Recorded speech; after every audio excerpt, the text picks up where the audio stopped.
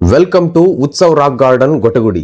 8 ವಿಶ್ವ ದಾಖಲೆಗಳ ಅಪೂರ್ವ ಕಲೆ, 2,000ಕ್ಕಿಂತ ಹೆಚ್ಚು ಶಿಲ್ಪಗಳು. ನಾವು ಇಲ್ಲಿ ಹೊರನಟ ಡಾಕ್ಟರ್ ರಾಜ್ಕುಮಾರ್ ಅವರನ್ನ ನೋಡಬಹುದು, ಹಾಗೂ mister and Mrs Ramachari Yash ಮತ್ತು ರಾಧಿಕಾರನ್ನ ನೋಡಬಹುದು. ಇಲ್ಲಿ ಸಿಮೆಂಟ್ ಶಿಲ್ಪಗಳ ಒಂದು ಊರನ್ನೇ ನೀವು ನೋಡಬಹುದು. ಹುಬ್ಬಳ್ಳಿಯಿಂದ ಕೇವಲ 40 ಕಿಲೋಮೀಟರ್ ದೂರ ಇರುವ ಶಿಲ್ಪಗಳ ಊರಿನಲ್ಲಿ ವಾಟರ್ ಗೇಮ್ಸ್ ಕೂಡ ಇದೆ. ಇಲ್ಲಿನ ಪ್ರೈಸ್ ಮತ್ತು ಆಕ್ಟಿವಿಟೀಸ್ ಹಾಗೂ ಅದ್ಭುತ ಸಿಮೆಂಟ್ ಶಿಲ್ಪಗಳ ಊರು ಇವತ್ತು ನಾವು ನಿಮಗೆ ಈ ವಿಡಿಯೋದಲ್ಲಿ ತೋರಿಸ್ತೇವೆ. ಸ್ಕಿಪ್ ಮಾಡದೆ ಈ ವಿಡಿಯೋ ಪೂರ್ತಿ ನೋಡಿ ಹಾಗೂ ನಮ್ಮ ಚಾನೆಲ್ ಅನ್ನು ಸಬ್ಸ್ಕ್ರೈಬ್ ಮಾಡಿ. Hi hello friends, welcome to adventure tourist AAY ಪೇಜ್ಗೆ ಸ್ವಾಗತ ಸುಸ್ವಾಗತ. ನಾವು ಕರ್ನಾಟಕದ ಹಾವೇರಿ ಜಿಲ್ಲೆಯ ಶಿಗ್ಗಾಂವ್ ತಾಲೂಕಿನ ಗೊಟಗುಡಿಯಲ್ಲಿ ಉತ್ಸವ ರಾಕ್ ಗಾರ್ಡನ್ ನಿಮಗೆ ತೋರಿಸ್ತೀವಿ, ಬನ್ನಿ. ಇದು ಟಿಕೆಟ್ ಕೌಂಟರ್ಗೆ ಹೋಗುವ ದಾರಿ. ಇದು ಉತ್ಸವ ರಾಕ್ ಗಾರ್ಡನ್ ನ ಒಂದು ಎಂಟ್ರೆನ್ಸ್. ಫ್ರೆಂಡ್ಸ್, ಇಲ್ಲಿ ಎಂಟ್ರಿ ಫೀಸ್ 250 ರೂಪಾಯಿ ಮತ್ತು 900 ಬೇರೆ ಬೇರೆ ಇರುತ್ತೆ. ಅದರಲ್ಲಿ ನೀವು ಯಾವ್ದು ಬೇಕಾದ್ರೂ ಚಾಯ್ಸ್ ಮಾಡಬಹುದು. 250 ರೂಪಾಯಿ ಟಿಕೆಟ್ ಜಸ್ಟ್ ನೋಡಬಹುದು ಅಷ್ಟೇ, ಬಟ್ 900 ರೂಪಾಯಿ ಟಿಕೆಟ್ ತಗೊಂಡ್ರೆ ಅದರಲ್ಲಿ ಆಕ್ಟಿವಿಟೀಸ್ ವಿತ್ ಫುಡ್ ಕೂಡ ಇರುತ್ತೆ. ಇಲ್ಲಿ ನೀವು ಟಿಕೆಟ್ ತೆಗಿಸಿ ಮುಂದೆ ಹೋಗಬೇಕು. ಮಾರ್ನಿಂಗ್ ಬ್ರೇಕ್ಫಾಸ್ಟ್, ಮಧ್ಯಾಹ್ನ ಉತ್ತರ ಕರ್ನಾಟಕ ಶೈಲಿಯ ಸ್ಪೆಷಲ್ ಊಟ, ಈವ್ನಿಂಗ್ ಸ್ನಾಕ್ಸ್ ಕೂಡ ಇರುತ್ತೆ. ಈ ಗಾರ್ಡನ್ ನ ಹಿಂದಿರುವ ವ್ಯಕ್ತಿ ಡಾಕ್ಟರ್ TB ಸೋಲಬಕ್ಕನ್ನವರ್. ಇವರು ಅನೇಕ ಪ್ರಶಸ್ತಿಗಳನ್ನು ಪಡೆದ ಕಲಾವಿದ. ಉತ್ಸವ ರಾಕ್ ಗಾರ್ಡನ್ ಕರ್ನಾಟಕದ ಹಾವೇರಿ ಜಿಲ್ಲೆಯ ಶಿಗ್ಗಾಂವ್ ತಾಲೂಕಿನ ಗೊಟಗುಡಿಯಲ್ಲಿರುವ ಒಳಾಂಗಣ ಮತ್ತು ಹೊರಾಂಗಣ ಶಿಲ್ಪ ಸಂಗ್ರಹಾಲಯವಾಗಿದೆ. ಉದ್ಯಾನವನವು ಉತ್ತರ ಕರ್ನಾಟಕ ಸಂಸ್ಕೃತಿಯನ್ನು ಬಿಂಬಿಸುವ ಜೀವಂತ ಶಿಲ್ಪಗಳನ್ನು ಒಳಗೊಂಡಿದೆ. ಸ್ನೇಹಿತರೆ, ಇಲ್ಲಿ ನೋಡಿ ನಮ್ಮ ವರನಟ ಡಾಕ್ಟರ್ ರಾಜ್ಕುಮಾರ್ ಅವರ ಅದ್ಭುತ ಕಸರತ್ತುಗಳ ಶಿಲ್ಪಗಳು. ರಿಯಲ್ ರಾಜ್ಕುಮಾರ್ ಸರ್ನೇ ನೋಡ್ದಂಗ್ ಆಗುತ್ತೆ. ಕನ್ನಡದ ಹಿರಿಯ ನಟ ಡಾಕ್ಟರ್ ರಾಜ್ಕುಮಾರ್ ಅವರ ಹಿಟ್ ಚಿತ್ರಗಳ ಶಿಲ್ಪಗಳು ಕಾಣಸಿಗುತ್ತವೆ. ಡಾಕ್ಟರ್ ರಾಜ್ಕುಮಾರ್ ಅವರ ಅವಿಸ್ಮರಣೀಯ ಪಾತ್ರಗಳಾದ ಮೇಯರ್ ಮುತ್ತಣ್ಣ, ಬೇಡರ ಕಣ್ಣಪ್ಪ, ಸನಾದಿ ಅಪ್ಪಣ್ಣ, ಸತ್ಯ ಹರಿಶ್ಚಂದ್ರ, ಹುಲಿ ಹಾಲಿನ ಮೇವು, ಬಹದ್ದೂರ್ ಗಂಡು, ಆಕಸ್ಮಿಕ, ಸಂತ ತುಕಾರಾಮ, ರಾಘವೇಂದ್ರ ಸ್ವಾಮಿಗಳ ಪಾತ್ರಗಳ ಶಿಲ್ಪಗಳನ್ನು ಇಲ್ಲಿ ನಾವು ಕಾಣಬಹುದು. ವಿವಿಧ ರೀತಿಯ ಭಿತ್ತಿ ಚಿತ್ರಗಳು, ಕೈಯಿಂದ ರಚಿಸಲಾದ ಎಲ್ಲವನ್ನೂ ಗದ್ಯದ ರೀತಿಯಲ್ಲಿ ಇಲ್ಲಿ ಜೋಡಿಸಲಾಗಿದೆ. ತನ್ನದೇ ಆದ ವೈಶಿಷ್ಟ್ಯತೆಗಳಿಂದ ಗುರುತಿಸಿಕೊಂಡಿರುವ ಉತ್ಸವ ರಾಕ್ ಗಾರ್ಡನ್ ರಾಜ್ಯದ ಪ್ರಮುಖ ಪ್ರವಾಸಿ ಕೇಂದ್ರಗಳಲ್ಲೊಂದು. ಇದು ಹಾವೇರಿ ಜಿಲ್ಲೆಯ ಶಿಗ್ಗಾಂವ್ ತಾಲೂಕಿನ ಗೊಟಗುಡಿ ಗ್ರಾಮದಲ್ಲಿದ್ದು 8 ವಿಶ್ವ ದಾಖಲೆಗಳಲ್ಲಿ ಹೆಸರಿಸಲ್ಪಟ್ಟು ನಾಡಿನ ಹೆಮ್ಮೆ ಎನಿಸಿಕೊಂಡಿದೆ. ಬನ್ನಿ ಇದರ ಪರಿಚಯ ಮಾಡಿಕೊಳ್ಳೋಣ. ಬೃಹತ್ ಹಾವಿನ ಹುತ್ತದ ಮಾದರಿಯಲ್ಲಿ ಮುಂಭಾಗದ ಗೋಡೆ ಇದೆ. ಇದರ ಮೇಲೆ ಮಿಂಚುತ್ತಿರುವ ಪುಟಾಣಿಗಳ ಗ್ಲಾಸ್ ಶಿಲ್ಪಗಳಿವೆ. ಚಕ್ಕಡಿಗಾಲಿನ ಗಾರ್ಡನ್ ಪ್ರವೇಶ ದ್ವಾರ.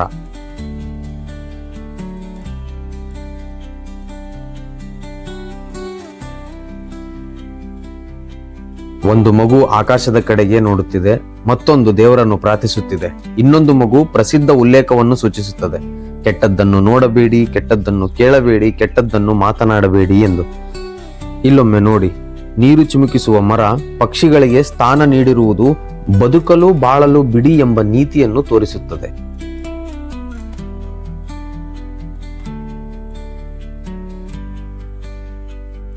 ಇದು 2,000ಕ್ಕೂ ಹೆಚ್ಚು ಶಿಲ್ಪಗಳನ್ನು ಹೊಂದಿರುವ ಉದ್ಯಾನವನವಾಗಿದ್ದು ಅದು ನಿಜವೆಂಬಂತೆ ತೋರುತ್ತದೆ. ಜನಸಾಮಾನ್ಯರು ಮತ್ತು ಬುದ್ಧಿಜೀವಿಗಳು ಒಂದೇ ಹಾದಿಯಲ್ಲಿ ಕಲೆಯನ್ನು ಆನಂದಿಸುವ ಅದ್ಭುತ ಸ್ಥಳ ಇದು. ಡಾಕ್ಟರ್ TB ಸೋಲಬಕ್ಕನ್ನವರ್ ಅವರು ಕರ್ನಾಟಕ ಜಾನಪದ ಮತ್ತು ಯಕ್ಷಗಾನ ಅಕಾಡೆಮಿ ಪ್ರಶಸ್ತಿ, ಕರ್ನಾಟಕ ರಾಜ್ಯೋತ್ಸವ ಪ್ರಶಸ್ತಿ, ಕರ್ನಾಟಕ ಲಲಿತಕಲಾ ಅಕಾಡೆಮಿ ಗೌರವ ಪ್ರಶಸ್ತಿ ಮುಂತಾದ ಪ್ರಶಸ್ತಿಗಳಿಗೆ ಭಾಜನರಾದ ಡಾಕ್ಟರ್ TB ಸೋಲಬಕ್ಕನ್ನವರ್ ಅವರು ಉದ್ಯಾನವನವನ್ನು ರೂಪಿಸಿದವರು ಮತ್ತು ವಿನ್ಯಾಸಗೊಳಿಸಿದವರು.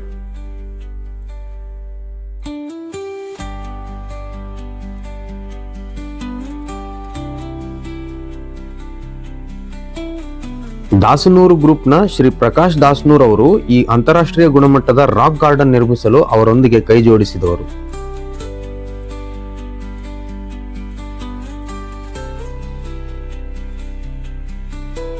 ಉತ್ತರ ಕರ್ನಾಟಕದ ಹಳ್ಳಿಯ ಜೀವನವನ್ನು ಉತ್ಸವ ಆರ್ಟ್ ಗಾರ್ಡನ್ ನಲ್ಲಿ ಪ್ರದರ್ಶಿಸಲಾಗಿದೆ.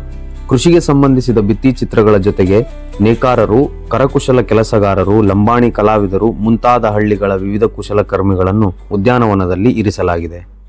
ಈ ಹಿಂದೆ ಹಳ್ಳಿಗಳಲ್ಲಿ ನಮ್ಮ ಹಿರಿಯರು ನಡೆಸುತ್ತಿದ್ದಂತಹ ಮದುವೆ ಸಮಾರಂಭವನ್ನು ಇಲ್ಲಿ ನೋಡಬಹುದು.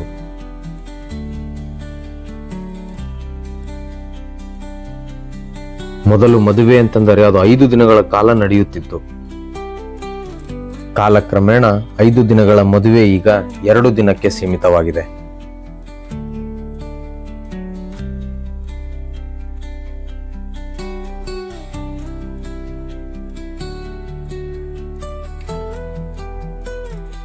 ಉತ್ಸವ ರಾಕ್ ಗಾರ್ಡನ್ ಇಂಡಿಯಾ ಎಂಬುದು ಕರ್ನಾಟಕದ ಹಾವೇರಿ ಜಿಲ್ಲೆಯ ಶಿಗ್ಗಾಂವ್ ತಾಲೂಕಿನ ಗೊಟಗುಡಿ ಬಳಿ ಇರುವ ಶಿಲ್ಪಕಲಾ ಉದ್ಯಾನವನವಾಗಿದೆ. ಇದು ಉತ್ತರ ಕರ್ನಾಟಕದ ಸಮಕಾಲೀನ ಕಲೆ ಮತ್ತು ಗ್ರಾಮೀಣ ಸಂಸ್ಕೃತಿಯನ್ನು ಒಳಗೊಂಡಿದೆ. ಸಾಂಪ್ರದಾಯಿಕ ಕುಶಲಕರ್ಮಿಗಳು ಮತ್ತು ಕುಶಲಕರ್ಮಿಗಳ ಶ್ರಮವನ್ನು ಚಿತ್ರಿಸುವ ವಿಶಿಷ್ಟವಾದ ಕಲೆ, ಹಳ್ಳಿಯ ಶಿಲ್ಪಕಲೆ, ಮನರಂಜನೆ ಸೇರಿದಂತೆ 1000ಕ್ಕೂ ಹೆಚ್ಚು ಶಿಲ್ಪಗಳನ್ನು ಇದು ಒಳಗೊಂಡಿದೆ. ಇದು ನಮ್ಮ ಹಳೆಯ ಪೀಳಿಗೆ ಅವರ ಜೀವನ ಶೈಲಿ, ಸಂಸ್ಕೃತಿ, ನಾಟಕ ವೃತ್ತಿಗಳು, ವೇಷಭೂಷಣ ಇತ್ಯಾದಿಗಳನ್ನು ಚಿತ್ರಿಸಿರುವ ಆಧುನಿಕ ಮತ್ತು ಸಮಕಾಲೀನ ಕಲೆಯೊಂದಿಗೆ ಬೆರೆತಿರುವ ಸ್ಥಳವಾಗಿದೆ. ಸ್ವಾತಂತ್ರ್ಯ ಪೂರ್ವ ಯುಗವನ್ನು ನಮೂದಿಸಿರುವ ನಮ್ಮ ಪೂರ್ವಜರನ್ನು ನೋಡಿ ಮತ್ತು ಅವರ ಜೀವನ ಶೈಲಿಯನ್ನು ಇಲ್ಲಿ ವೀಕ್ಷಿಸಬಹುದು. ನಮ್ಮ ಹಳೆಯ ಪೀಳಿಗೆಯನ್ನು ಚಿತ್ರಿಸುವ ಕಲಾವಿದ ರಚಿಸಿದ ಗ್ರಾಮ ಇದು. ಜ್ಯೋತಿಷ್ಯ ಕೇಳುವ, ದಿನಸಿ ವಸ್ತುಗಳನ್ನು ತೂಗುವ, ನ್ಯೂಸ್ ಪೇಪರ್ ಓದುವ, ಕೈ ಬೀಸುವ, ಕೂದಲು ಬಾಚುವ ಶಿಲ್ಪಗಳು ಇಲ್ಲಿವೆ. ಈ ಉದ್ಯಾನವನವು ನಮ್ಮ ಹಳೆಯ ತಲೆಮಾರಿನ ಜೀವನ ಶೈಲಿಯನ್ನು ನೆನಪಿಸುತ್ತದೆ.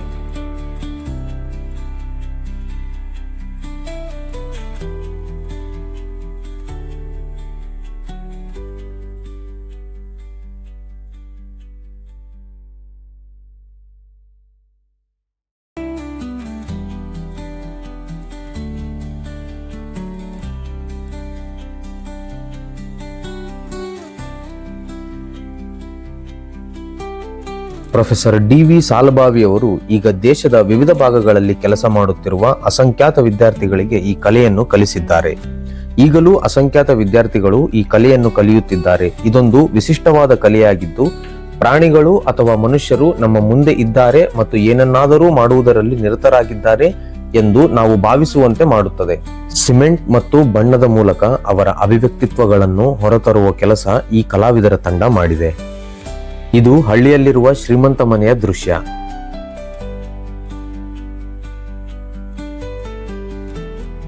ಅಕ್ಕ ತಮ್ಮ ಸೇರಿ ಜೋಕಾಲಿ ಆಡುವುದು, ಮನೆಯ ಯಜಮಾನ ರೈತನೊಂದಿಗೆ ಮಾತನಾಡುವುದು, ಮನೆಯ ಬಾಗಿಲಲ್ಲಿ ಹಸುವೊಂದನ್ನು ಕಟ್ಟಿರುವುದು, ಮನೆಗೆ ಸುಂದರವಾದ ಕೆತ್ತನೆಯ ಪೀಠೋಪಕರಣಗಳ ಜೋಡಣೆ ಮಾಡಿರುವುದನ್ನು ಕಾಣಬಹುದು.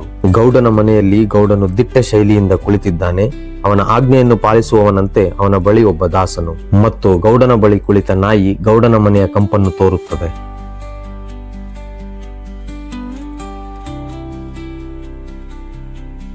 ಹಿಂದಿನ ಕಾಲದ ಹಳ್ಳಿಯ ಜನಜೀವನ ಹೇಗಿತ್ತು ಎನ್ನುವುದು ನಮ್ಮ ಕಲ್ಪನೆಗೂ ನಿಲುಕದ್ದು. ನೂತನ ತಂತ್ರಜ್ಞಾನ ಹಾಗೂ ಆಧುನೀಕರಣದಿಂದ ನಮ್ಮ ಜೀವನ ಶೈಲಿ ದಿನದಿಂದ ದಿನಕ್ಕೆ ಬದಲಾಗುತ್ತಲೇ ಹೋಗುತ್ತದೆ. ಇಂತಹ ಬದಲಾವಣೆಗಳು ಕೇವಲ ನಗರಗಳಿಗಷ್ಟೇ ಸೀಮಿತವಾಗಿಲ್ಲದೆ ಹಳ್ಳಿಗಳಲ್ಲೂ ಬದಲಾವಣೆ ಎನ್ನುವುದು ಗಣನೀಯವಾಗಿ ಸಾಗುತ್ತಿದೆ. ಜಾನಪದ ಜೀವನ, ಅವರ ಉಡುಗೆ ತೊಡುಗೆ ಹಾಗೂ ಸುತ್ತಲ ಪರಿಸರ, ಹೀಗೆ ಅನೇಕ ಸೂಕ್ಷ್ಮ ವಿಚಾರಗಳೆಲ್ಲವೂ ಉತ್ಸವ ರಾಕ್ ಗಾರ್ಡನ್ ನಲ್ಲಿ ಜೀವಂತವಾಗಿ ನಿಂತಿವೆ. ಹಳ್ಳಿ ಜೀವನ, ಜಾನಪದ ಶೈಲಿ, ಸಂಸ್ಕೃತಿ, ಶಿಕ್ಷಣ ಹಾಗೂ ಮನೋರಂಜನೆಯ ಉದ್ದೇಶಕ್ಕಾಗಿಯೇ ಈ ಉದ್ಯಾನವನವನ್ನು ನಿರ್ಮಿಸಲಾಗಿದೆ.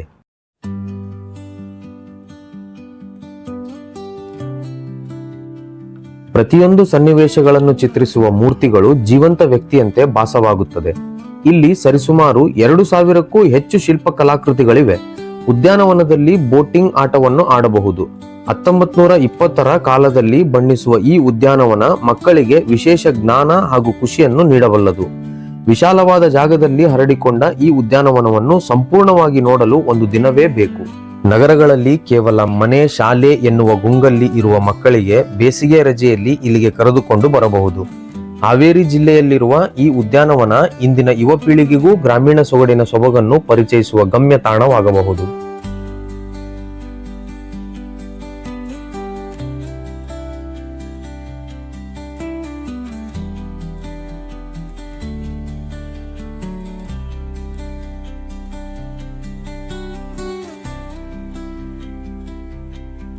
ಪ್ರಸ್ತುತ ಲೇಖನವು ಇಂತಹ ಒಂದು ಗಮ್ಯ ತಾಣದ ಕುರಿತು ನಿಮಗೆ ಪರಿಚಯಿಸುತ್ತದೆ. ಉತ್ಸವ ರಾಕ್ ಗಾರ್ಡನ್ ಎಂಬ ಹೆಸರಿನ ಈ ತಾಣವು ಇರುವುದು ಉತ್ತರ ಕರ್ನಾಟಕದಲ್ಲಿ ಹಾವೇರಿ ಜಿಲ್ಲೆಯ ಹಾವೇರಿ ಪಟ್ಟಣದಿಂದ ವಾಯುವ್ಯ ದಿಕ್ಕಿಗೆ 30 ಕಿಲೋಮೀಟರ್ ಚಲಿಸಿದರೆ ಸಿಗುವ ಪಟ್ಟಣ ಶಿಗ್ಗಾಂವ್. ಇಲ್ಲಿಂದ ಮತ್ತೆ ವಾಯುವ್ಯ ದಿಕ್ಕಿಗೆ ಸುಮಾರು 10 ಕಿಲೋಮೀಟರ್ ಕ್ರಮಿಸಿದರೆ ಗೊಟಗುಡಿ ಎಂಬ ಹಳ್ಳಿಯ ಸರಿಹದ್ದಿನಲ್ಲಿರುವ ಉತ್ಸವ ರಾಕ್ ಗಾರ್ಡನ್ ಸಿಗುತ್ತದೆ. ಹಳ್ಳಿಯ ಸಮಗ್ರ ಜೀವನದ ಚಿತ್ರಣವನ್ನು ಮಾದರಿ ಪ್ರತಿಮೆಗಳ ಮೂಲಕ ಸುಂದರವಾಗಿ ಇಲ್ಲಿ ನಿರ್ಮಿಸಲಾಗಿದೆ. ಅಲ್ಲದೆ ಸುಂದರವಾದ ಉದ್ಯಾನವನವನ್ನು ಸಹ ಇಲ್ಲಿ ಕಾಣಬಹುದು. ಹುಬ್ಬಳ್ಳಿ ಹಾಗೂ ಹಾವೇರಿಯಿಂದ ಗೊಟಗುಡಿಯವರೆಗೆ ಬಸ್ಸುಗಳು ಸುಲಭವಾಗಿ ದೊರೆಯುತ್ತವೆ. ಸುಮಾರು 80-90ರ ದಶಕದ ಅಥವಾ ಪ್ರಸ್ತುತ ಕರ್ನಾಟಕದ ಗ್ರಾಮೀಣ ಬದುಕಿನ ಜೀವನ ಶೈಲಿ ಹೇಗಿರಬಹುದೆಂದು ಒಮ್ಮೆಯಾದರೂ ಯೋಚಿಸಿದ್ದೀರಾ?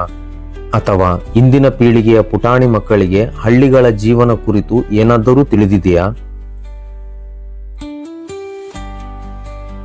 ಪ್ರಸ್ತುತ ರಭಸದ ಜೀವನದಲ್ಲಿ ಕುಟುಂಬದೊಡನೆ ಕುಳಿತು ಸಮಯ ಕಳೆಯುವುದೇ ನಿಲುಕದಾದಾಗ ಇನ್ನು ಮಕ್ಕಳಿಗೆ ಹಳ್ಳಿಯ ಜೀವನದ ಕುರಿತು ಹೇಳುವುದಾದರೂ ಹೇಗೆ ಎಂಬುದು ನಿಮ್ಮುತ್ತರವಾದರೂ ಅಚ್ಚರಿ ಪಡಬೇಕಾಗಿಲ್ಲ. ಏಕೆಂದರೆ ಮಹಾನಗರಗಳಲ್ಲಿ ಕಂಡುಬರುವ ವಾಸ್ತವದ ಸಂಗತಿ ಇದು.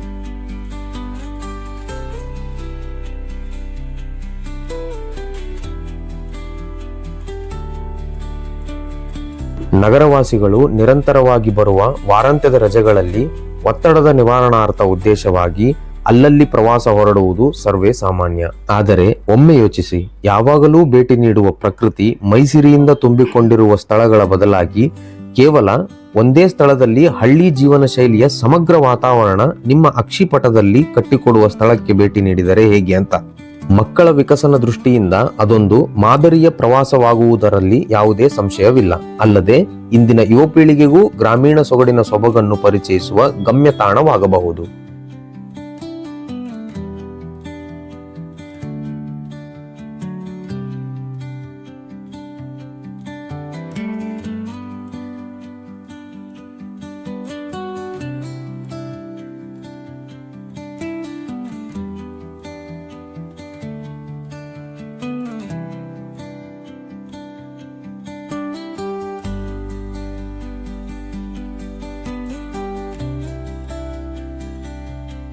ನಗರದಲ್ಲಿ ಕೇವಲ ಮನೆ ಶಾಲೆ ಎನ್ನುವ ಗುಂಗಲ್ಲಿರುವ ಮಕ್ಕಳಿಗೆ ಬೇಸಿಗೆ ರಜೆಯಲ್ಲಿ ಇಲ್ಲಿಗೆ ಕರೆದುಕೊಂಡು ಬರಬಹುದು. ಹಾವೇರಿ ಜಿಲ್ಲೆಯಲ್ಲಿರುವ ಈ ಉದ್ಯಾನವನ ಗೊಟಗುಡಿ ಎಂಬ ಹಳ್ಳಿಯಲ್ಲಿದೆ. ಹಾವೇರಿ ನಗರದಿಂದ 39.3 ಕಿಲೋಮೀಟರ್ ದೂರದಲ್ಲಿರುವ ಈ ತಾಣಕ್ಕೆ ಅನೇಕ ಬಸ್ ವ್ಯವಸ್ಥೆಗಳಿವೆ. ಬೆಂಗಳೂರಿನಿಂದ 373.9 ಕಿಲೋಮೀಟರ್ ವ್ಯಾಪ್ತಿಯಲ್ಲಿದೆ. ಹಾವೇರಿ ಪಟ್ಟಣ ಪ್ರದೇಶದಲ್ಲಿ ಅನೇಕ ಹೋಟೆಲ್ಗಳಿರುವುದರಿಂದ ವಸತಿ ವ್ಯವಸ್ಥೆಗೆ ತೊಂದರೆ ಉಂಟಾಗದು. ಉತ್ಸವ್ ಎಂಬ ಪದವು ಹಬ್ಬದ ಅರ್ಥವನ್ನು ವ್ಯಾಖ್ಯಾನಿಸುತ್ತದೆ. ಇದು ವಿರಾಮ ಉದ್ಯಾನವನ ಮಾತ್ರವಲ್ಲದೆ ಕಲೆ, ಸಂಸ್ಕೃತಿ ಮತ್ತು ಶಿಕ್ಷಣದ ಕೇಂದ್ರವಾಗಿದೆ. ಇದು ಇಡೀ ಪ್ರಪಂಚದಲ್ಲಿ ಅಪ್ರತಿಮ ರಾಕ್ ಗಾರ್ಡನ್ ಆಗಿದೆ. 8 ಪ್ರತಿಷ್ಠಿತ ಪ್ರಶಸ್ತಿಗಳನ್ನು ಪಡೆದಿದೆ.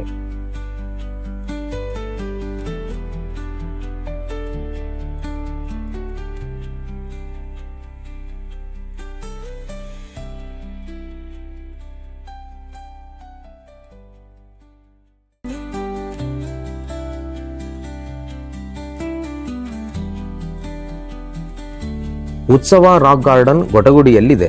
ಹುಬ್ಬಳ್ಳಿಯಿಂದ ಸುಮಾರು 30 ನಿಮಿಷಗಳ ಪ್ರಯಾಣ. ನೀವು ಹುಬ್ಬಳ್ಳಿಯಿಂದ ವಾಹನ ಚಲಾಯಿಸುತ್ತಿದ್ದರೆ ಜಾನಪದ ವಿಶ್ವವಿದ್ಯಾಲಯದ ನಂತರ ಅದು ನಿಮ್ಮ ಬಲಭಾಗದಲ್ಲಿರುತ್ತದೆ. ನೀವು ಬೆಂಗಳೂರಿನಿಂದ ಬರುತ್ತಿದ್ದರೆ ಹಾವೇರಿ ಜಿಲ್ಲೆಯ ಶಿಗ್ಗಾಂವ್ ತಾಲೂಕಿನ ನಂತರ ಅದು ನಿಮ್ಮ ಎಡಭಾಗದಲ್ಲಿ ಇರುತ್ತದೆ.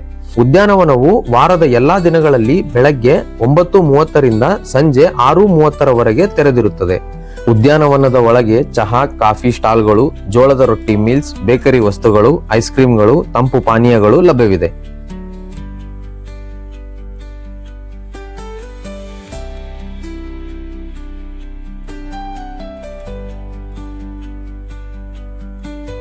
ನಾವು ಪ್ರವೇಶ ದ್ವಾರದಲ್ಲಿ ಜೇನುಗೂಡು ಮತ್ತು ಸಮಯದ ಚಕ್ರಗಳೊಂದಿಗೆ ಮಣ್ಣಿನ ಬೆಟ್ಟವೊಂದನ್ನು ನೋಡಿದೆವು. ಕಾಲದ ಚಕ್ರಗಳನ್ನು ದಾಟಿ ಒಳಗೆ ನಡೆದರೆ ನಮ್ಮ ಪೂರ್ವಜರ ಸಾಂಪ್ರದಾಯಿಕ ಮತ್ತು ಸಾಂಸ್ಕೃತಿಕ ಜೀವನವನ್ನು ನೋಡಬಹುದು ಎನ್ನುವ ಹಾಗಿತ್ತು.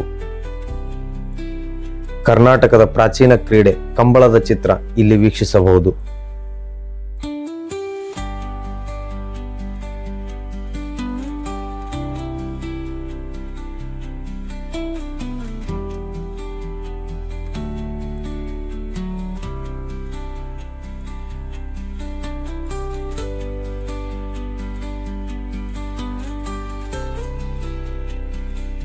ಭಾರತದ ದೇಶೀಯ ಕ್ರೀಡೆ ಕುಸ್ತಿ ಆಟವನ್ನು ಸಹ ಇಲ್ಲಿ ವೀಕ್ಷಿಸಬಹುದು.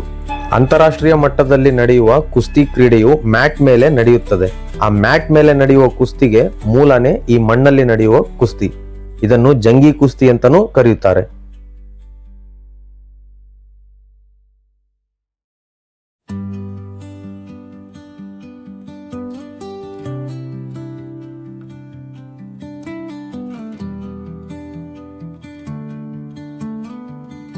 ಹಳ್ಳಿಯ ಜೀವನ ಶೈಲಿ ಕಣ್ಣಿಗೆ ಕಟ್ಟುವ ಹಾಗೆ ನಿರ್ಮಿಸಿದ್ದಾರೆ. ಇದು ಕೇವಲ ಹಳ್ಳಿ ಜೀವನ ಮಾತ್ರ ಅಲ್ಲ, ನಮ್ಮ ಈ ಆಧುನಿಕ ಜೀವನದ ಮೂಲ.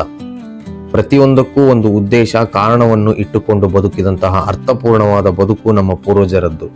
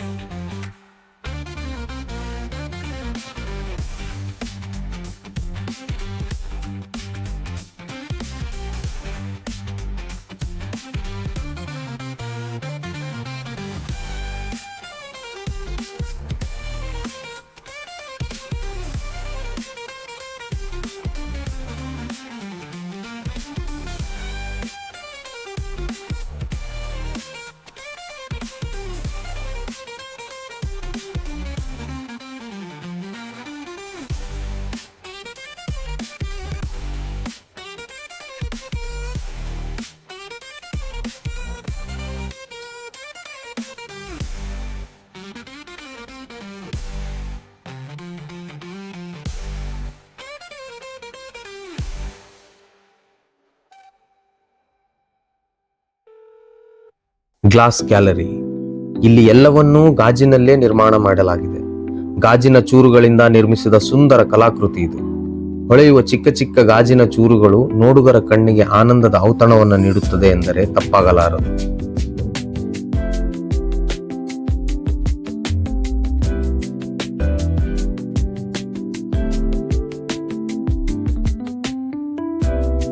ಗಾರ್ಡನ್ನಲ್ಲಿ ಗಾಜಿನ ಮೇಲೆ ಚಿತ್ರಿಸಿದ ಮುತ್ತುಗಳಿಂದ ಮಾಡಿದ ವೈವಿಧ್ಯಮಯ ಕಲೆಯೊಂದಿಗೆ ಒಳಾಂಗಣ ಆಧುನಿಕ ಕಲಾ ವಸ್ತು ಸಂಗ್ರಹಾಲಯವಿದೆ.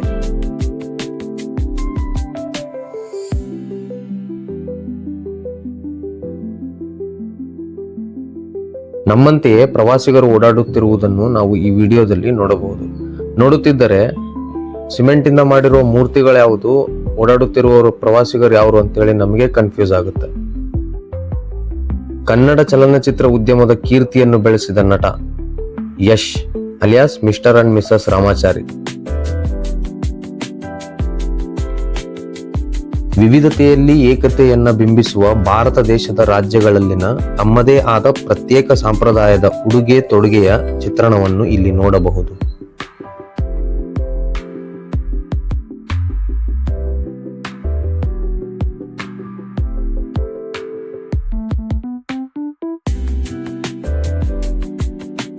ವಿದೇಶಗಳಿಂದ ನಮ್ಮ ದೇಶದ ಪ್ರವಾಸಕ್ಕೆ ಬಂದಂತಹ ಪ್ರವಾಸಿಗರ ಸಿಮೆಂಟ್ ಕಲಾಕೃತಿಗಳನ್ನು ಇಲ್ಲಿ ನೋಡಬಹುದು.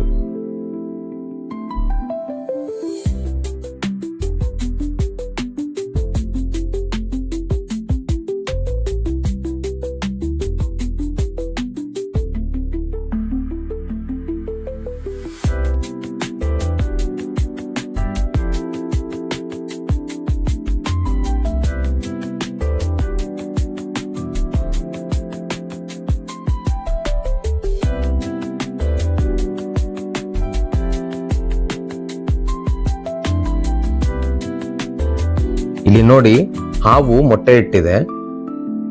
ನಿಮಗೊಂದು ಪ್ರಶ್ನೆ, ಈ ಪ್ರಪಂಚದಲ್ಲಿ ಯಾವ ಪ್ರಾಣಿ ಮೊಟ್ಟೆ ಇಡುತ್ತೆ, ಯಾವ ಪ್ರಾಣಿ ಮರಿ ಹಾಕುತ್ತೆ? ಇದಕ್ಕೆ ಉತ್ತರ ಕೇವಲ ಒಂದೇ ಸಾಲಿನಲ್ಲಿದೆ. ಉತ್ತರ ಗೊತ್ತಿದ್ದವರು ಈ ವಿಡಿಯೋಗೆ ಕಾಮೆಂಟ್ ಮಾಡಿ.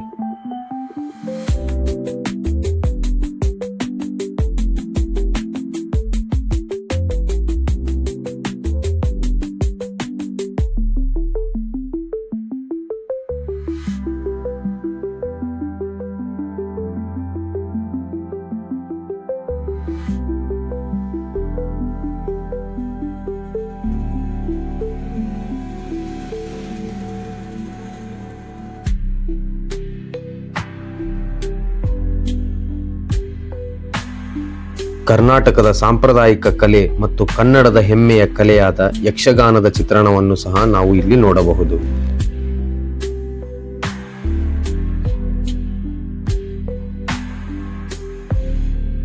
ಯಕ್ಷಗಾನದ ಮೇಳಗಳು ಈಗಲೂ ದಕ್ಷಿಣ ಕರ್ನಾಟಕದಲ್ಲಿ ಅತಿ ಹೆಚ್ಚಾಗಿ ಪ್ರದರ್ಶಿಸಲ್ಪಡುತ್ತದೆ. ಯಕ್ಷಗಾನ ಅಂದ ಮಾತ್ರಕ್ಕೆ 2 ಇಲ್ಲ 3 ಗಂಟೆಗಳಲ್ಲಿ ಮುಗಿಯುತ್ತೆ ಅನ್ನೋಂಗಿಲ್ಲ. ಒಮ್ಮೆ ರಾತ್ರಿ 7-8 ಗಂಟೆಗೆ ಶುರು ಆಯ್ತು ಅಂದ್ರೆ ಬೆಳಗ್ಗೆ 6 ಗಂಟೆ 7 ಗಂಟೆ ಆಗುತ್ತೆ ಒಂದು ಯಕ್ಷಗಾನ ಒಂದು ಪ್ರೋಗ್ರಾಮ್ ಮುಗಿಬೇಕು ಅಂತಂದ್ರೆ.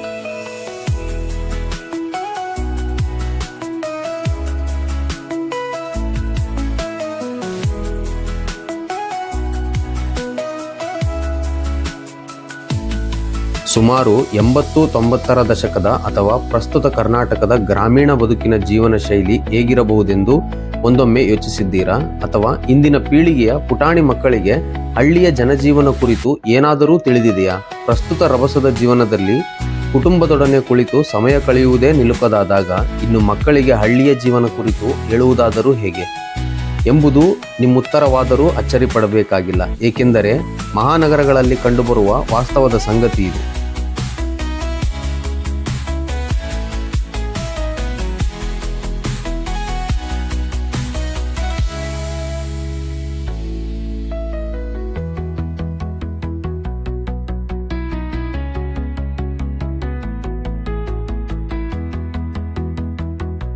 ನಗರವಾಸಿಗಳು ನಿರಂತರವಾಗಿ ಬರುವ ವಾರಾಂತ್ಯದ ರಜೆಗಳಲ್ಲಿ ಒತ್ತಡ ನಿವಾರಣಾರ್ಥದ ಉದ್ದೇಶವಾಗಿ ಅಲ್ಲಲ್ಲಿ ಪ್ರವಾಸ ಹೊರಡುವುದು ಸಾಮಾನ್ಯ.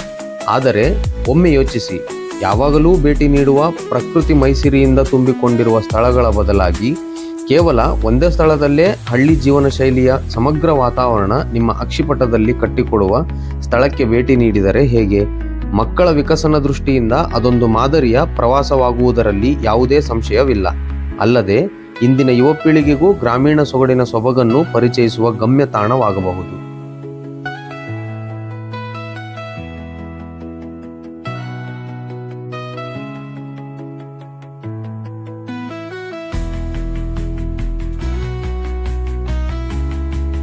ಬೋಟಿಂಗ್, ದೋಣಿ ಸವಾರಿಯೊಂದಿಗೆ ಸಣ್ಣ ಸರೋವರವಿದೆ. ಇದರಲ್ಲಿ 50 ರೂಪಾಯಿ ಟಿಕೆಟ್ ಕೊಟ್ಟು ನಾವು ಸವಾರಿ ಮಾಡಬಹುದು. ಅಥವಾ ನಾವು 900 ರೂಪಾಯಿ ಟಿಕೆಟ್ನ ಖರೀದಿಸಿದ್ರೆ ಅದರಲ್ಲೇ ಇದು ಇನ್ಕ್ಲೂಡ್ ಆಗಿರುತ್ತೆ.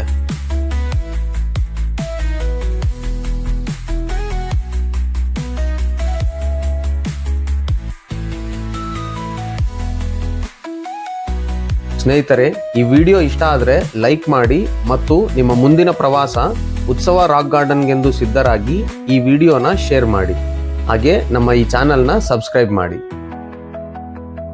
ಮತ್ತೆ ಮುಂದೊಂದು ಬರುವ ಅದ್ಭುತ ವಿಡಿಯೋದಲ್ಲಿ ಮತ್ತೆ ಸಿಗೋಣ. ಅಲ್ಲಿವರೆಗೂ ಟೇಕ್ ಕೇರ್. ಬಾಯ್ ಬಾಯ್.